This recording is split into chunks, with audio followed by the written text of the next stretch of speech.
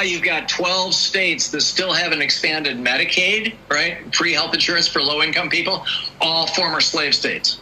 Most of the developed nations have single-payer health care, but we don't. Why did we diverge from everyone else? How did that happen? Nearly 100% of the reason why the United States is the only country in the world that doesn't define healthcare as a right and doesn't have any sort of national healthcare system to speak of is because of racism. It really began in the 1880s, 1890s when medicine became a thing. And there was this guy named Frederick Ludwig Hoffman who came over here from Germany. And he was a young man. He was 17, in fact, when he came over, and was a numbers genius. And he was the guy who figured out that there was a statistical association between working in a cotton mill and having lung problems, asbestos and mesothelioma, smoking and lung cancer, and diet and cancer. In fact, his book on the association between a high processed food diet and cancer is still in print. He's been dead since 1946, but his book is still around. So he's really smart in these things. And so he married this Southern belle from Georgia who was from a racist plantation family.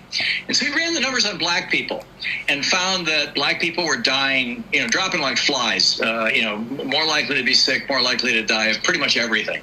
And concluded, which was the general consensus at the time among a lot of white people in the South, this is again in the 1890s, that black people were genetically inferior. And in 1896, he published a book called Race, Tendencies, and Traits of the American Negro, in which he lays out all the numbers, and then he concludes that if we simply avoided allowing black people to have any access to health care, that within 2 or 3 generations, the whole race would die out, and that would solve the race problem in America.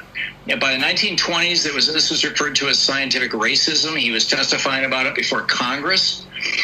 When Teddy Roosevelt, 1912, proposed a national health care system, people said no because black people will get it. When Franklin Roosevelt proposed a national health care system, it was the same thing. We don't want black people to get it. When Truman tried it in 47, same thing. Don't want black people to get it. Right up until 1965, Senator Stennis, the Dixiecrats in the South, was quoting Hoffman as saying this, we have to figure out a way to keep black people from using Medicare. This is when they were passing Medicare.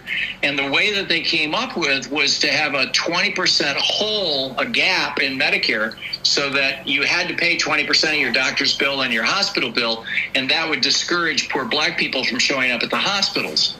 I mean, it's really